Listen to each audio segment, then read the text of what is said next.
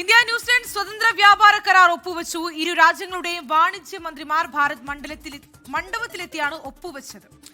ഇന്ത്യയുടെ യാത്രയിൽ പ്രധാന നാഴികക്കല്ലാണ് ന്യൂസിലൻഡുമായുള്ള സ്വതന്ത്ര വ്യാപാര കരാറെന്ന് വാണിജ്യമന്ത്രി പീയൂഷ് ഗോയൽ പറഞ്ഞു. അച്യുതൻ ഡൽഹി ചെയ്തു. അച്യുതൻ, നേരത്തെ വിസയുമായി ബന്ധപ്പെട്ട് അടക്കമുള്ള ഒരുപാട് വ്യവസ്ഥകൾ ലഘൂകരിച്ചിരുന്നു ഇരു രാജ്യങ്ങളും തമ്മിൽ. കൂടുതൽ ശക്തമായ ദൃഢമായ ഒരു നയതന്ത്ര ബന്ധത്തിലേക്ക് ഫ്രാൻസും ഇന്ത്യയും ചുവടുവെക്കുന്നു.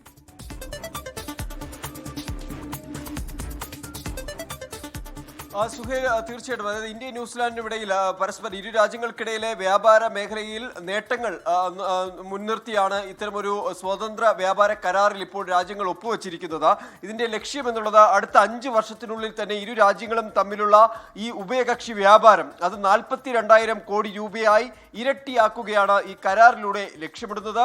അടുത്ത 15 വർഷത്തിനുള്ളിൽ $2,000 കോടി നിക്ഷേപം ഇന്ത്യയിലേക്ക് എത്തും, ഈ കരാർ പ്രകാരം എത്തും എന്നൊരു പ്രതീക്ഷ കൂടി ഈ കരാറിലൂടെ ലക്ഷ്യമിടുന്നുണ്ട്. ഒപ്പം തന്നെ ന്യൂസിലൻഡിലേക്ക് കയറ്റുമതി ചെയ്യുന്ന എല്ലാ ഇന്ത്യൻ ഉൽപ്പന്നങ്ങൾക്കും നികുതി ഇതോടുകൂടി ഒഴിവാകും. ഒപ്പം തന്നെ ന്യൂസിലാൻഡിൽ നിന്നുള്ള 95% ഉൽപ്പന്നങ്ങളും ഇന്ത്യയിൽ നികുതി ഇളവ് നൽകും എന്ന കാര്യം കൂടിയാണ് ഇതുമായി ബന്ധപ്പെട്ട പുറത്തു വരുന്നത്.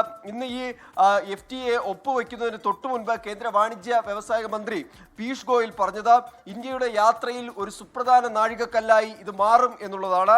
2 ജനാധിപത്യ രാജ്യങ്ങൾ തമ്മിലുള്ള ബന്ധം ശക്തിപ്പെടുത്തുന്ന സാമ്പത്തിക പങ്കാളിത്തത്തിന്റെ ഒരു പ്രതിഫലനം ഇതിലൂടെ കാണാൻ കഴിയും.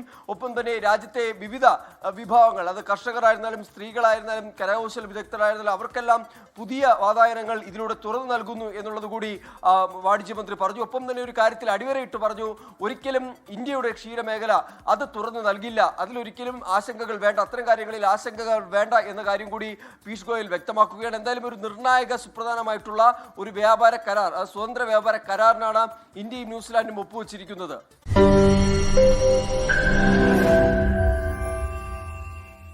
ലോകത്തെവിടെയായാലും ഏത് സമയത്തും 24 വാർത്തകളും ഓഗ്മെന്റഡ് റിയാലിറ്റി പാക്കേജുകളും എക്സ്പ്ലെയിനറുകളും വിശദമായി കാണാൻ ഞങ്ങളുടെ യൂട്യൂബ് ചാനൽ നിങ്ങൾക്ക് സബ്സ്ക്രൈബ് ചെയ്യാം.